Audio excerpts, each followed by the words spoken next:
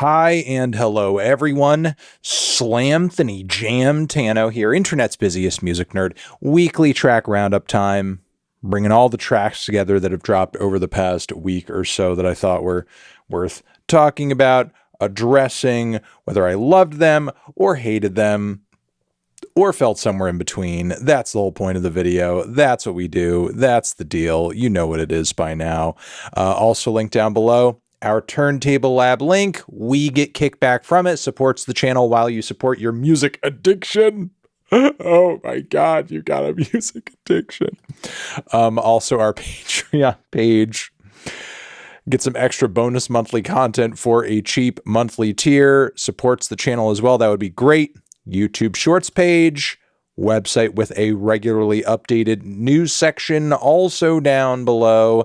And let's get into the worst tracks of the week. We have just a handful of those, starting with this remix of WoW that features Juice WRLD from XXXTENTACION. Like, do we need to keep dragging this out? Like, can we just let them rest? I don't see what this remix brings, especially since so many of the lines sound just hyper punched in, like more punched in than Juice WRLD usually sounds. I don't see the drive and appeal here of like just continuing to juice, no pun intended, like the memories of these guys. It's just getting more and more unflattering as we continue on. We also have this new track over here, LUCKI, Diamond Stitching. LUCKI once again sounds asleep at the wheel, totally lifeless, no direction, no voice, no personality, very little in terms of flow, whack beat choice as well. I just don't really get the appeal. I continue to not get the appeal. And also this new KSI track, Catch Me If You Can. I feel like this song would sound better and be hotter if this were like 2019, 2018. I feel like KSI came into the industry, was sort of like transitioning out, not transitioning out of just making content and streaming and YouTube stuff and so on and so forth. But, you know, his transition into music, I feel like he got into doing music and creatively, outside of some tracks here and there where maybe he's gone in more of a pop direction, when it's come to like tracks that have more of a pure rap style and sound from him, I feel like he's just kind of stagnated. I feel like this is a song he could have come out with 4 years ago, and I would have been like, yeah, you know, that's decent for a guy who, you know, you don't usually see rapping, for a guy who, you know, is in the content space. And there's a lot of, you know, Lord knows there were a lot of content creators in the late 2010s and mid 2010s who were like, I just want to be a rapper now. I'm going to be a rapper. And they made some trash ass rap music. KSI is actually like was pretty listenable, was okay. You know, what, like wasn't as bad as like a Rice Gum or something like that, you know, like sounded fine for the most part. But I feel like he's just kind of like spinning his wheels in the mud. This just feels like something he could have come out with a long time ago. I'm just not hearing the progress, the change, the anything. It's just whatever. All right, moving on from there. Meh, the songs that I was on the fence with. You might like them more than me. Starting with Bam, new one from Lil Tecca over here. OWA OWA is the title of the track, and it's you know, kind of titled after the main sample of the song. That would be the OWA OWA vocals from Video Kill the Radio Star. So it's kind of a chill, summery, auto-tune heavy trap track with some quirky samples that are kind of cool. It's a vibe. It's not mind-blowing, but you know, it's entertaining while it's on, and an interesting sample choice for sure, with no doubt. Moving on from there, We have this new one from MAVI over here featuring Earl Sweatshirt. Landgrab is the name of the track. Absolutely killer vocal performance and bars from MAVI. Honestly, like I don't think I've heard the guy sound this alive on a track. Really cool soul chops on the instrumental as well. I'm just not into how short it is. And Earl sounds like he's rapping over an entirely different beat. Like his flow doesn't even sync up that well with what's going on. He sounds just very out of it, while MAVI sounds locked in, and it's like kind of just difficult to reconcile that. So, you know, a lot to like, a lot I'm just on the fence with this track. Hopefully there's more material coming soon that's better. Moving on from there, Lorde, Man of the Year. New track and single that I am on the fence with in a lot of ways. I think it's got some experimental bits that are quite interesting. I think melodically it's more gripping than her last single for sure. But then toward the end, the song just like kind of goes into this very cliche, bombastic, over the top, millennial pop, almost like distorted aggro ballad thing that we've heard done time and time and time again. I don't really think she puts an interesting spin on it. And when the song ends, it just kind of feels like it fizzles out. It just reaches a very chaotic and somewhat noisy peak. And then for the most part, it's done. It's a big buildup for very little payoff. But I will say, like, the opening verse, the first leg, very strong, very, subtle, but pulls you in. Loving those bass chords as well, which I thought were a really nice touch. Just the ending just seemed very abrupt and, not that great of a payoff considering how much it was built up to. We have a new one over here from Bobby Logic. Bad Motherfucker is the name of the track. It's not that naughty of a song, though. It just kind of feels like he's going back into acoustic pop rock mode a little bit. It's a tad bit sublime. It's got some fun bars and parts. I feel like it could have been better if he like really kind of leaned into getting real hokey with it, giving just like how unlikely for a rapper these points of reference are in terms of like the instrumental and just the way the song sounds. Certainly it's not the worst thing he's done in this style, but could be better for sure. You know, doing tracks like this, guitar-based tracks, so on and so forth. It's not Bobby's strong point yet, you know, but we could say yet. We'll say yet. Moving on from there, Baby No Money hitting us with a new track, Mary Poppins. I put the sex and sexy. I don't know about this hook, man, but the beat and flows are there for the most part, even though at this point I feel like it just kind of sounds like a very, that standard dancey, somewhat tongue-in-cheek pop rap formula that he's really got kind of nailed down. I mean, he's an entertaining guy. You can't deny that. But it does kind of feel like he's hit a formula at this point, and the song just like kind of continues on with that formula. And it's okay. And it's fine. All right. We have a new one over here from Addison Rae. Fame is a Gun is the name of the track. And like usual with a lot of Addison's singles, it just kind of sounds like a lesser version of something I've already heard. You know, I feel like her singles continually prove that she definitely has, some cool taste and definitely some interesting reference points here and there, but they always sound behind the curve. None of them sound like they're onto anything entirely new or exciting, or are putting an interesting spin on any of the stuff that they're borrowing so heavily from. And on top of that, I feel like what really makes this track kind of fall short is just how, I'll say, like, uninteresting the writing is. I mean, meditating on fame, it's a thing that a lot of artists do these days.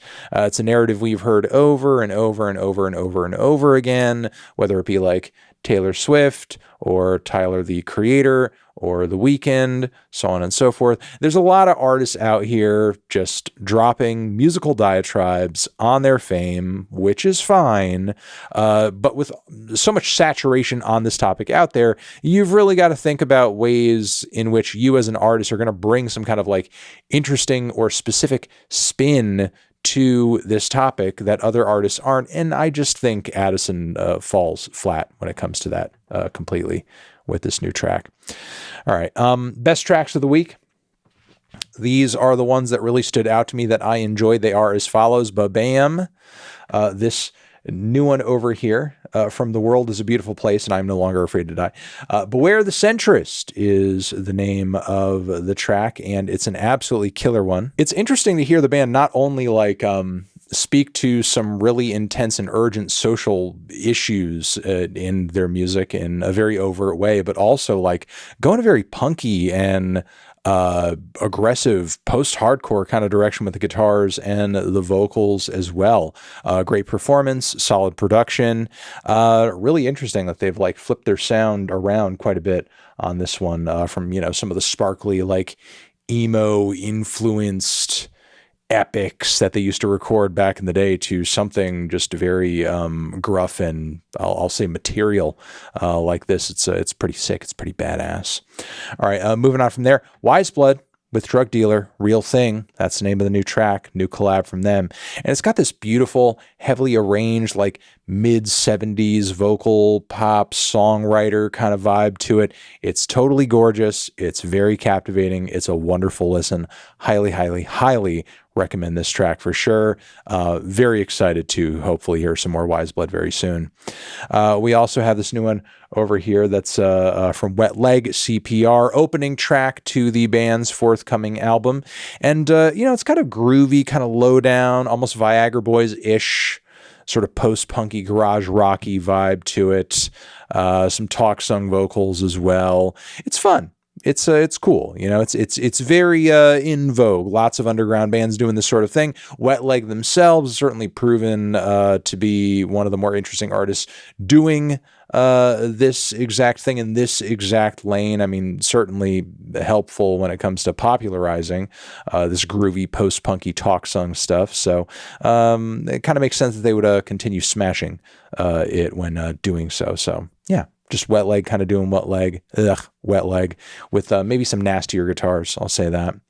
All right, we have Tropical Frick Storm over here coming through with another single from their forthcoming album, Dunning-Kruger's Loser Cruiser.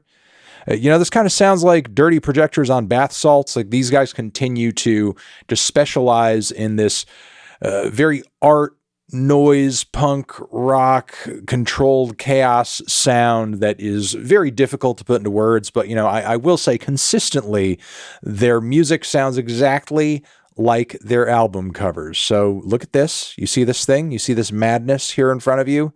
That's what the music be sounding like. So,